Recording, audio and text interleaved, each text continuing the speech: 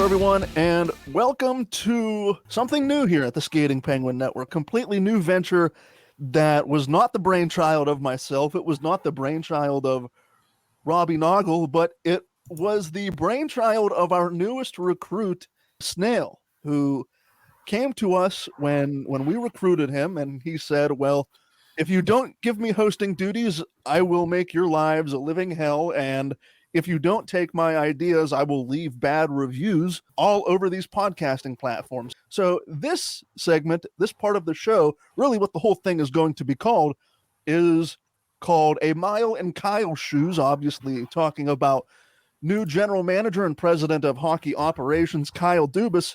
But I will step out of the way. I will relinquish the microphone, and Snail will take it from here about what he sees and what he hopes to make out of this new sort of condensed, short and sweet kind of segment. So take it away.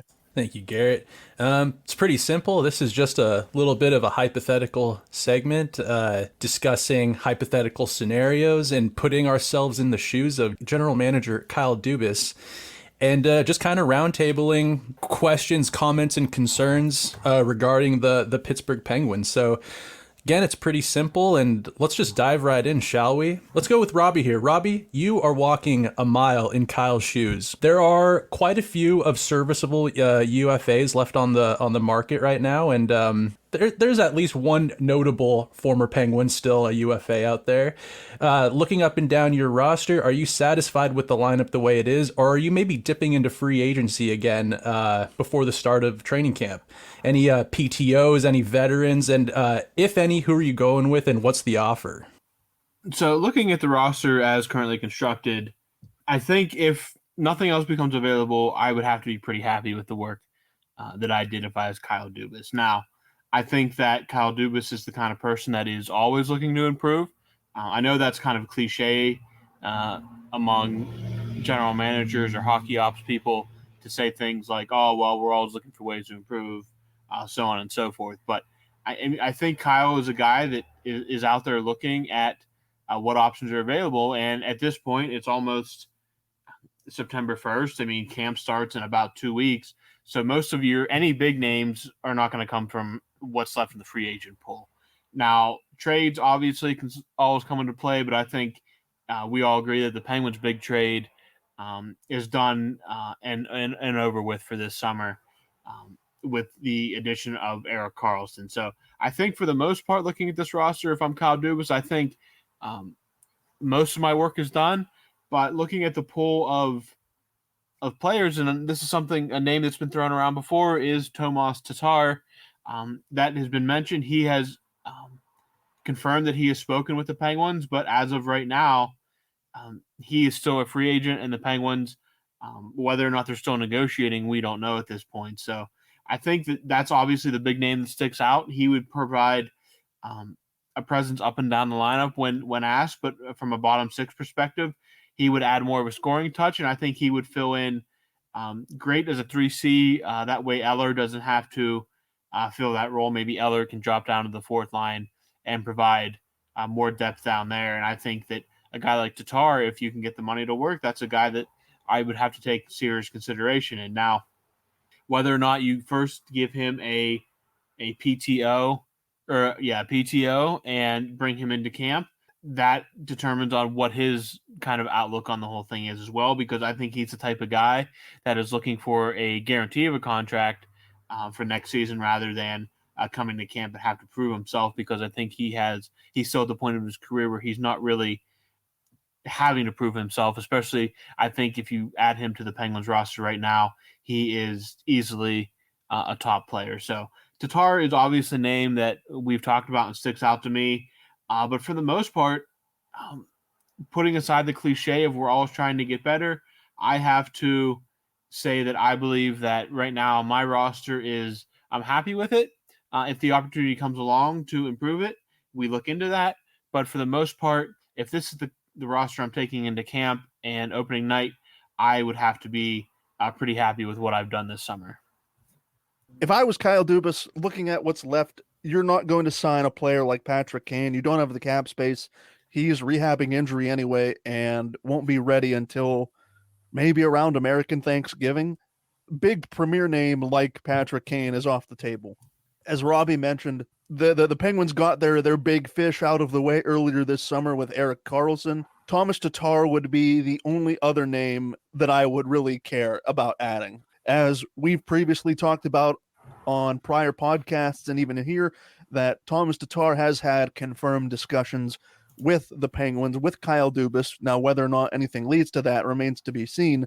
Obviously, he was not included in a list of PTO contracts that the Penguins handed out earlier today. I think there's a sticking point between the term and the money that Thomas Tatar wants, and having just about every team up against the salary cap, but a select few sort of makes that a challenge for a veteran like Tatar who wants to try and win a championship. So there definitely will be more of an emphasis on defense in the bottom six. That is just evident, but based on the players, Lars Eller, Matt Nieto, just about everybody that Dubas brought in over the summer really shares that emphasis on defense in the bottom six. Looking at the roster as it's currently constructed, maybe I'm concerned about a potential lack of offense in the bottom six, but I am just excited. The Penguins got their big fish in Karlsson.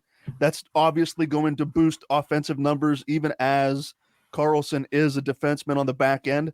I'm just excited to see what this new and improved, because there was a lot of roster turnover. What is this new and improved Penguins roster going to look like early on in the season? For sure.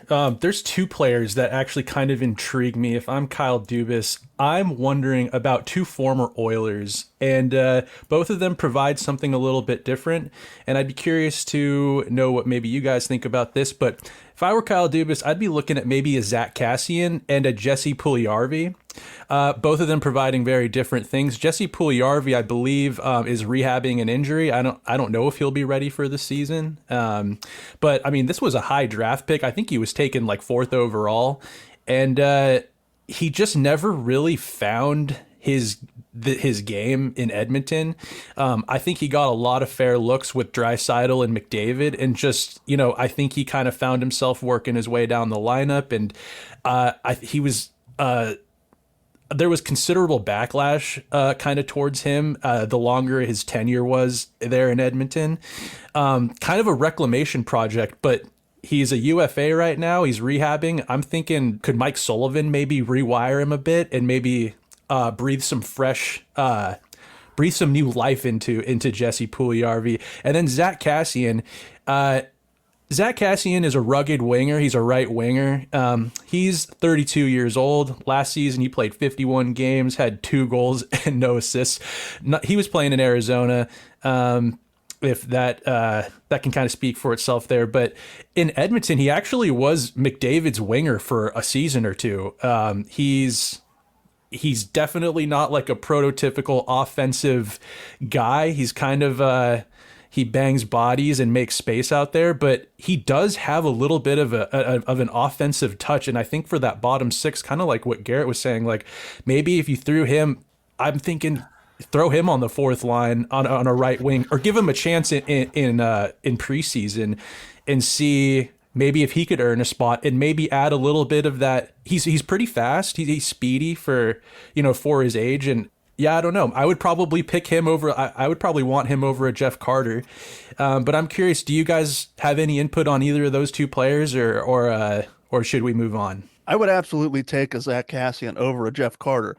Between the two players that you mentioned, Puljujarvi and Kassian, Puljujarvi far and away would be the player that I would prize over Zach Kassian. Really, in all truthfulness, Zach Kassian does not do anything for me. He does not move the needle.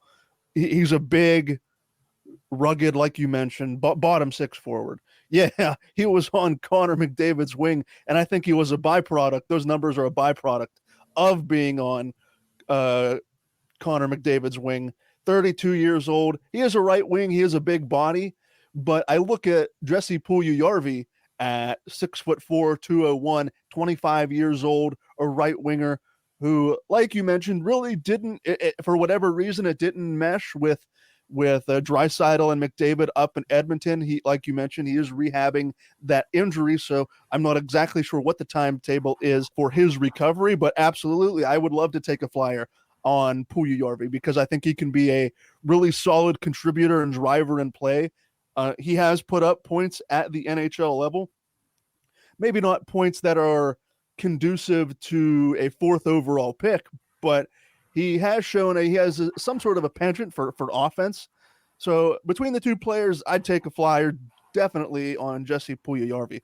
Yeah, I mean, Puljujarvi, I believe he went under a double hip surgery this offseason. So, again, he's kind of in the Patrick Kane boat, whereas he's not going to be ready until the All-Star break or after the All-Star break. So, if he's available then and you can evaluate the team until then, and you think that he can help, then, yeah, you take a flyer on that.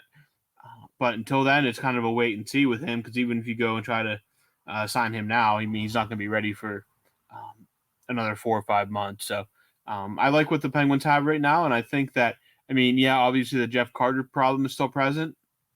But, hey, maybe now that there's a new regime in place, Sullivan can have a little more freedom to take guys out of the roster and put them in the press box for games and let some of them younger guys from Wilkes-Barre get a shot. Or, I mean, you're not going to get rid of Jeff Carter at this point. He's there for this year, and that cap hit's there. But keeping him off the ice and as much as possible might be is the most beneficial route to go. So you take a look at what you have and you kind of evaluate as the season goes along. And if Puljujarvi is a guy that is healthy come January, February, then maybe you get the contracts out. But until then, I think you ride with what you have for right now. All right, let's we'll move on from that and let's go here. Garrett, you are now Kyle Dubas. The power play last year was leaving much to be desired. At home, the Penguins rank 6th in the NHL on the power play and score 26.9% of their opportunities. However, on the road, they only score on 15.2% of their power play chances, which ranks 31st in the league. Even with the addition of Karlsson, the power play remains cold and an area of concern. What are you doing to fix it, and how quickly do the seats of Sully and Reardon get hot? If the power play continues to struggle, the only seat that gets hot, in my opinion at least, is Todd Reardon. It's easier to replace and go through the process of replacing assistant coaches, whatever you want to call them, than it would be to create that all of that upheaval to remove Mike Sullivan. Now, if the Penguins get off to like a 1-15 start and we're really not winning any games until like the end of November into December, then we can have a different conversation and talk about maybe someone behind the bench, a new bench boss needs to be put in. I don't foresee that happening. Talking about the power play, well, let's look. Last year, the Penguins' power play percentage sat at 21.7%, which was good for 14th in the entire National Hockey League. The Edmonton Oilers led the NHL far and away with power play percentage 32.4%. Edmonton converted all of those power plays. The second best power play percentage was the Toronto Maple Leafs at 26% on the dot. What do Edmonton and Toronto both have in common? Superstars who aren't afraid to shoot the puck. I'm not saying that Crosby and Malkin are afraid to shoot the puck. Between Edmonton, Toronto, even Tampa Bay, I'll throw in Tampa Bay's percentage, 25.4%. All of those power plays click. So Todd Reardon, you look at Todd Reardon, who was brought back as this power play guru. And here's what I'll say in defense of Todd Reardon. The Penguins power play at 23.7% finished as the 4th best in the league in 2020-2021. And their goals against average was 2.71, which ranked 5th best in the NHL in 2021-22. Is this last season with their power play percentage being 14th in the league, is this an outlier? Are we going to get another top 5 power play unit this upcoming season? Well, we'll just have to wait and see. However, you would think with the addition of Erik Karlsson on that back end, if you can have a power play 1 unit of Erik Karlsson, Chris Letang, Jake Gensel, Sidney Crosby, and Evgeny Malkin, those 5 players, am I exaggerating? Am I exaggerating when saying that this power play should click at 35 to 40%? Maybe a little bit. Maybe that's the homer in me coming out saying a 40% power play conversion percentage. All of that offensive dynamite teams should just be terrified to go against. If you can find a way to have Letang and Carlson on the same power play unit with Gensel in front of the net, Crosby down low, and feeding Malkin one-timers from his usual spot, the power play should be unstoppable. In theory, it should be unstoppable. Now, whether they go and that's the plan that they want to execute, that remains to be seen. We haven't even seen a single game of preseason action yet. The training camps have not even started yet. So it'll be a wait and see kind of approach to see how the power play actually shakes out. Will Letang quarterback one unit? Will Carlson quarterback the other? But Mike Sullivan's job is not in jeopardy unless, like I said, they go on like a legendarily horrendous start to the season. Between Fenway Sports Group talking him up and Kyle Dubas himself talking him up, there is absolutely no way Mike Sullivan departs this organization unless it would be some sort of epic collapse. As for the power play, I don't think it's a bold take to say that the power play should be in the top 5 in the league this season, based on how many superstars you have on that unit when the other team is shorthanded. You should be able to find the right man, find enough space to convert on the majority of those power plays just because of how many superstars are out there. Robbie? Yeah, kind of. I mean, I'm not going to. Garrett pretty much said that everything that I was thinking, basically, and I think that what most Penguins fans are thinking as well. I mean, that is an absurd amount of talent to be able to throw out in the power play. Now, typically, you go with one defenseman, 4 forwards, but typically you don't have 2 guys like Chris Letang and Erik Karlsson at your disposal. And just, I mean, a lot of pressure is going to be on Todd Reirden, but if this is going to be the easiest job he's ever had, you would think. And if it doesn't work out, then you make that change. But theoretically, this is a power play that should be up there with the best in the league because they're going to be able to move the puck pretty much anywhere in the zone. And if it's a 5-on-3, good luck. I mean, there is no excuse if it's a 5-on-3. Yeah, there's no excuse for that puck not to be in the back of the net. And even with an empty net, you're going to be able to throw on Crosby, Malkin, Letang, Carlson, Raquel, Gensel. I mean, it's going to be an absurd amount of talent that you're able to put out there. So there's really no excuses that this can't work and this doesn't work. And if it doesn't work, then there needs to be some hard questions answered because Kyle Dubas has given them all the pieces. It's up to them and the coaches now to figure out a way to make it all work. Yeah, that power play 1 should just be like so scary good looking on paper. But for hypothetical sake, if things do kind of start off rocky, I think that if anyone's seat is getting hot, much like you said, Garrett, it's going to be Reirden's. But I would say before anyone gets gassed, and like you said, Garrett, it's way easier to gas an associate coach. But I think before anything like that happens, it's like, don't you try some like kooky stuff with the power play just to kind of like jar them? Like maybe throw Jeff Carter net front on like power play 1, just like a big body and try to just like have a goal, bounce in off someone's ass or something. I think that's more likely to happen first. Nothing drastic, but I'm sure if things aren't clicking, I mean, this fan base doesn't overreact or anything, right? I have no idea what you're talking about in terms of overreaction. This is the most level-headed sports fandom that I've ever been a part of. Yeah. All right, let's move on. This is my final hypothetical for a mile in Kyle's shoes. And I figured let's have a little bit of fun here with football coming up. Robbie, it's a crisp fall morning. It's a Sunday morning. It's an off day. Not a lot to do. You are sitting down to marinate on your extremely large and luxurious sectional couch in your mansion to watch the Steelers game.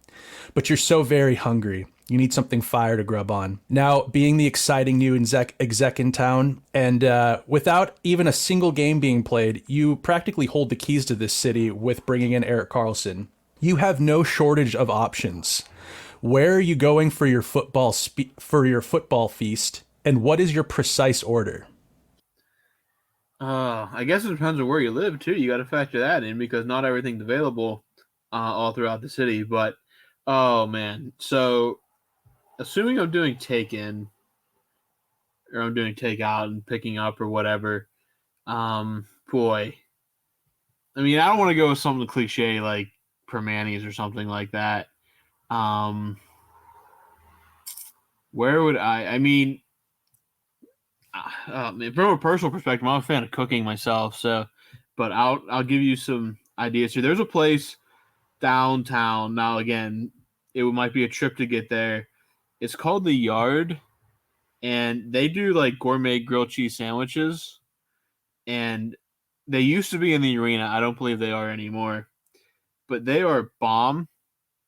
And I would drive down there just to get one of them. And my order would be the grilled cheese mac and cheese, which is exactly like it sounds. It's a grilled cheese on Texas toast with mac and cheese like in the sandwich. So, Jeez. yeah, I would. It's been a while since I've had one, but I would absolutely kill for one. And that is absolutely where I would go, assuming I can drive and take out down there. So yeah, that is absolutely what I would get, because yeah, I mean, it's a phenomenal sandwich.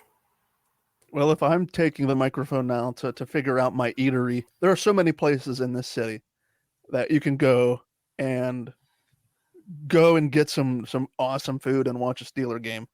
I don't know what time this place is open on Sundays, but if they're open for Steelers games, there is a bar and restaurant in central Lawrenceville, which is it's a neighborhood within Pittsburgh, but it's not really. I wouldn't consider central Lawrenceville downtown Pittsburgh.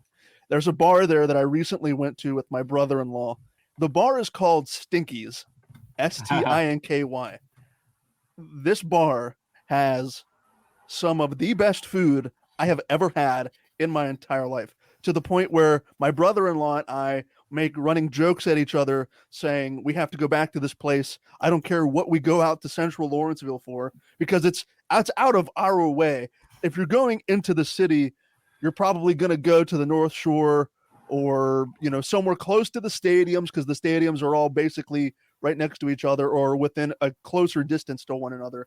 You're not going to central Lawrenceville beyond the Strip District. It's down on the Allegheny River. But they have some of the best appetizers. Last time we were there, I think we had their provolone sticks, and it was like provolone sticks and like potato skins, but really big loaded potato skins. They were incredible. Soups, salads, pizzas. I'm pretty sure this place has won a couple of awards for its food.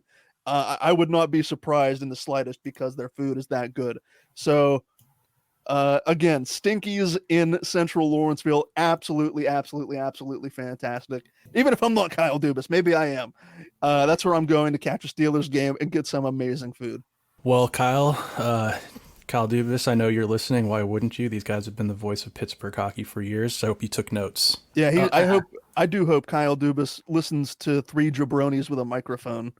I really hope if he is listening, well, obviously he'll never tell us he's listening unless he reaches out to us on, Twitter, X, whatever it's called. But yeah, he's a question asker next week. Yeah, he has a burner account. And what if I wonder if Brian listens to this? What if Kyle Dubas was Brian in disguise, and Kyle Dubas has just been giving us content for like the better part of a year and a half, 2 years doing this, basically? Oh my God, the plot twist of a lifetime. I mean, it would be bigger than Luke Skywalker finding out that Darth Vader was his father. Way bigger than that, yeah. And if you don't know what I'm talking about, or you haven't seen The Empire Strikes Back or A New Hope, well, it's been 40 years and I can't help you there. You just spoiled it for someone. It probably, which, like I said, it's been 40 plus years, so I can't help you there. Well, I watch the Seahawks out here mostly. I'm actually not a huge football fan, to be totally honest. Like, dude, I gotta just air this out. I mean, the Seahawks, like, they won that Super Bowl, and that was super exciting. It's, in a way, kind of embarrassing. Like, my family's loved football for a long time, watching the Seahawks, but, like, our city, like, they won that Super Bowl. I'm not even kidding. Like, the number of houses painted in Seahawks colors, like the Xbox green with like the dark blue and like 12s painted on the sides of houses. It's like pretty ridiculous. And I hated Russell Wilson. I could not stand that guy. What is your guys is like how do you guys see Russell Wilson, especially during his Seahawks days, not last year, but like over there in Pittsburgh? You're just genuinely not ever prepared to come to Pittsburgh. If you believe that what the Seahawks fans are doing is like some kind of if you think that's off the rocker kind of way they behave, because this city, I was actually in a couple weeks ago, I was out in Pittsburgh. I was in the Strip District, which is a part of town kind of off of downtown down here, and it's like a part of it's like, I mean, Garrett, it's like a nice part of town. I mean, yeah, for at sure. least like the main strip part is at least. Yes. Yeah. But you go like I'm not saying it's bad or anything, but like a block or two back where it's more ethnic and there's more bars and it's more of like a working class neighborhood. Like there's every other store is a Pittsburgh sports themed store with and just an absurd amount of illegally branded clothing. It is awful, but I love it so much. It's hilarious. It's like so Pittsburgh. It's like the home of weird Pittsburgh. Let's put it like that, which you have to experience it for to really understand it. But painting their houses blue or Xbox green, like that's not even. It doesn't come fairly close. Hardcore, like to us. Really? It's a religion. Insane. It's a religion. I mean, these there's parts. people that show up for church in Steeler jerseys. No way. So like when they say it, like when I was listening to a stand-up comedian recently, Shane Gillis, and he said his sister was in a Steelers jersey at like going out, and he was like her Sunday's best. That's actually not even a joke. That is no. They will wrap newborns in terrible towels. Yes. Oh, what? Yes. Hospitals. I'm not. Yeah, I can't. Like, it sounds made up, but I'm not making any of it up because it's so absurd. Pittsburgh. That's how it is. I mean, I was at church on Christmas Eve this year, and the Steelers played the Raiders that night, and it was like -5 degrees, and a dude showed up in a Terry Bradshaw jersey to Christmas Eve service at like 11 o'clock in the morning. And no one thought it was weird, right? Like, no, it's completely standard. It's like nobody bats an eye because it's just that's what Pittsburgh is. And getting back to the other question about Russell Wilson, I don't have any like he's never done anything bad for me to hate him. I just he comes off as extremely fake. Yeah, that's just my take on Russell Wilson. I always thought he was a little weird. Yeah, he's just a big weirdo. Yeah, but to your point, Robbie, his whole aura about him, and it was evident when they traded him to Denver. I'm trying to think of a better word than fake because I don't want to copy what you said, but everything about Russell Wilson's facade as like leader of men, it's the fakest thing ever, and it disingenuine. Really no, it's not genuine at all, and it doesn't like irritate me to the point where I see him on screen and I'm like, wow, I want to punch this man in the face. It doesn't get to that level. It rubs me the wrong way because I've only ever lived my life one way, and I'm not going to sugarcoat it, or just because I'm in front of cameras, I'm not going to act differently. I talk like a sailor with or without this microphone. And, the fact that you can't be authentic and you have to have basically two separate personas when you're in front of cameras and when you're not in front of cameras, that rubs me the wrong way. Everyone here in Seattle, whether they want to admit it or not, like picks up on that, because once Russell got traded, I mean, I was having conversations with friends of mine who are huge football fans, and I'd be like, dude, I can't stand Russell, this and that. Like, I cannot listen to his like pre and post game, everything, go Hawks.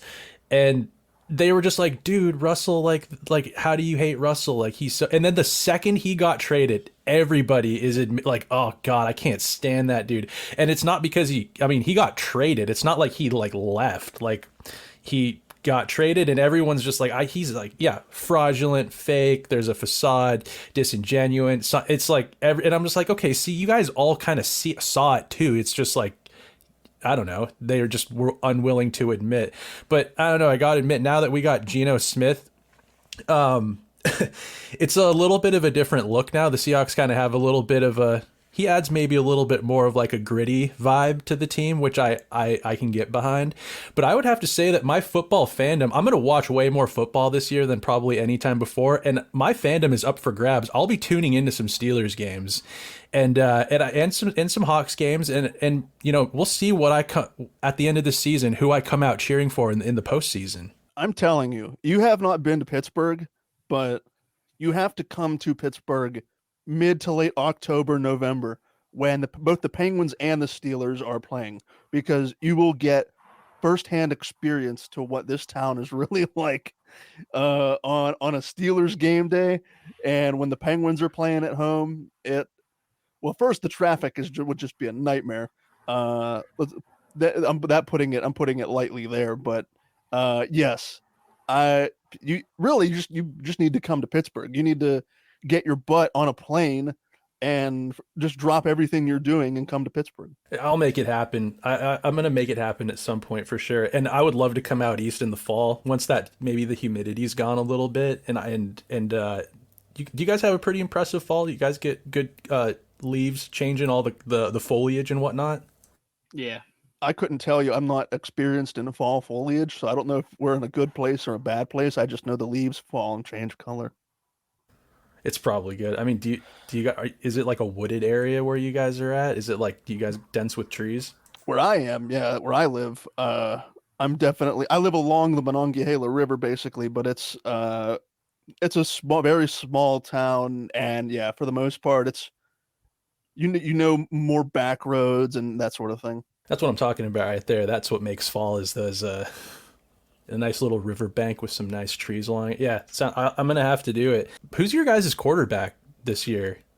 Kenny Pickett, former Pitt product. And I know for Robbie, a part of him dies every time Kenny Pickett does something successful, as the diehard Nittany Lion fan he is. And I will say, I have adopted the Nittany Lions myself, more so than the Panthers. But I know if it was between Drew Allar and Kenny Pickett leading the Steelers, I think I know where Robbie would go. Listen, you win a Super Bowl for the Steelers, all can be forgiven. Let's put true. It like that. That's true. I literally don't care where you come from if you help the Steelers win the Super Bowl. Wait, who's Mitch Trubisky? He's our backup. Oh, okay. Yeah, I mean, he's fine in what he does. It's just hope that we don't see much of him. Yeah, if that's what I'm concerned about with Kenny Pickett, is he durable enough? And if he's not durable enough, then like Robbie said, you're seeing too much of too much of Mitch Trubisky. I guess do the Seahawks and the Steelers, do they play each other ever? I just know they opened with San Francisco, and if they do play, I'm circling that, and the group chat will be lively that day. Steelers Seahawks, December 31st, 2023. Let's go. In Seattle. Wow. In Seattle. I didn't realize it was that far out. I thought it was earlier in the season. It's rare that they have to make a West Coast trip that late in the season. But yeah. Would you say you guys watch, are you guys I mean, being from Pittsburgh and with you painting the picture that Pittsburgh is like this almost like first and foremost a football town, are you guys watching every game? I've said in the group chat, and I'll just say it on this microphone, that I watch every Steelers game. I watched every preseason game, and I watched more than the Steelers preseason just because I'm NFL obsessed. But the Steelers, yes, I'm watching every game, and I'm flipping back and forth between that and NFL Red Zone for fantasy football purposes. Well, that sort of wraps it up for this A Mile in Kyle's Shoes, the very first A Mile in Kyle's Shoes. I appreciate you guys giving me the runway to kind of give this a go. But did you guys want to maybe move on and talk about the few PTOs that Kyle Dubas gave a couple of guys?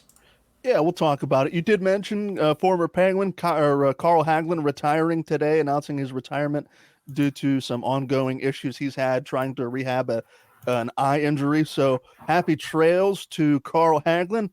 He will be immortalized in Pittsburgh forever. HBK. HBK forever, absolutely. So all the best to Carl Hagelin in his future endeavors. Let's talk about these three PTOs that for just a second, not really any earth-shattering news. Out of these three players, between Mark Pysyk, Libor Hayek, and Austin Wagner, out of these three players, the one that intrigues me the most and may have the best chance to make the roster is this defenseman, 30-year-old Mark Pysyk, who, as Robbie told me before we started recording, is rehabbing an Achilles injury. So we'll see what kind of rust he has throughout training camp and preseason. But he could be competing. In all honesty, he could be competing for that third pair right-handed spot with Chad Ruedel, Mark Friedman. I think P.O. Joseph is going to be your left-handed defenseman on that third pair. Who's going to be the right-handed defenseman? Well, maybe that's one of the few competitions we have here this season. What do you guys think of Chad Proweedle? Like, he's been pretty solid to plug in on that third pairing for like years now, and he's never like demanded a ton of money. He's never like wanted out. He's been pretty solid, but how do you guys feel about him, and how would you feel if he ended up having to actually compete for that third spot, maybe getting a full-time role, or maybe seeing this Mark Pysyk guy take it from him? He's never complained. Like you said, he's always taken just about league minimum. It's like he knows his role, and he knows that he's not above his role. He knows he's a 6th/7th defenseman, and he knows he's good at that. And every team has to have at least one of those guys that can plug in during injury. It wasn't this past season, I don't believe. It was the season before where Ruedel played in like 75 games. He was the third pair right-handed defenseman, I think 2 seasons ago. So, I mean, it's a good problem to have if what we're discussing is who's going to win the battle of third pair right-handed defensemen, instead of like, oh God, Sidney Crosby is dead for 7 months. How are we going to survive without Sidney Crosby? It's a good thing that we're having this discussion about the benefits of Chad Ruedel compared to Mark Pysyk. Also, that Mark Friedman guy, dude, I love Friedman. I love the way that guy plays. I wish he got a longer leash. If I could walk a mile in Sully's shoes, I would be looking for every opportunity to give that guy just more ice time, and I just want to see what he's got. He plays with so much jam. He's fast. He's just a little he's full of piss and vinegar out there, and I love it. But I mean, obviously, he's always seemed solid just with the eye test. I don't know his analytics personally, like off the top of my head. There's obviously a reason why he hasn't earned a longer leash with Sully and co. But man, if I've been rooting for that guy since day one. That's a Ron Hextall leftover. That was one of the first moves I think Ron Hextall made as general manager as the Penguins, was claiming Friedman off waivers from his former team, the Flyers. It was, and then his first game he played the Flyers and he scored a goal, and then he got a concussion and was out. That's right. Whether it's Friedman, Ruedel, Pysyk on this PTO, they're not needle movers as far as I'm concerned. Good depth. You can never have too much defensive depth. But I mean, I think I've spent more words on Mark Pysyk and Chad Ruedel than I thought I would. So that other guy, Austin Wagner, he's I actually know a little bit about this guy. My buddy Andy, also known as Mr. Shit, if you're listening, what up, Andy? He's a big Kings fan. He's been a Kings fan for a very, very long time. I know I should look back. If I can look in the depths of our text messages, I remember watching a Kings game, and this Wagner dude, I mean, he's never scored more than a handful. Actually, I guess he scored 12 in 2018, 2019. He's not exactly flashy with the offense. What he is flashy with is speed. This guy is faster than shit. I remember in a text message him being like, man, the Pens could use a speedy guy like that. This must have been like right after we lost Carl Hagelin. Anyways, I do remember commenting on this guy, and lo and behold, years later, it's come to fruition. He's in Pittsburgh on a PTO. So again, not a needle mover, this guy, but he could definitely add some significant speed to the bottom six. Well, we'll see what kind of competitions get carved out here as training camp gets underway and as we move into preseason. Do either of you have anything else to add before we take these shoes off? What kind of shoes does Kyle wear, you think? Is he like a dad Nike, like New Balance guy, or like a Crocs, or like is he like Gucci loafered out? I mean, what is he, 37, 38, something like that? I thought he would be young. I thought he was younger than that, but you're probably right. So I mean, it'd be hilarious if he wore New Balances, like the preeminent dad shoe with like high white tube socks and gray cargo shorts and a t-shirt. If you want a description of Pittsburgh, that's what it is right there. Maybe he's in full uniform. Maybe some grass stains on the dad shoes from mowing the lawn. Yes. But no, I don't have anything else to add. Alrighty. Well, for Robbie Noggle, as always, for Snail, as always, I have been Garrett Bahana. Well, thank you to Snail for letting us play pretend as Kyle Dubas this week, and we will talk to all of you again very soon.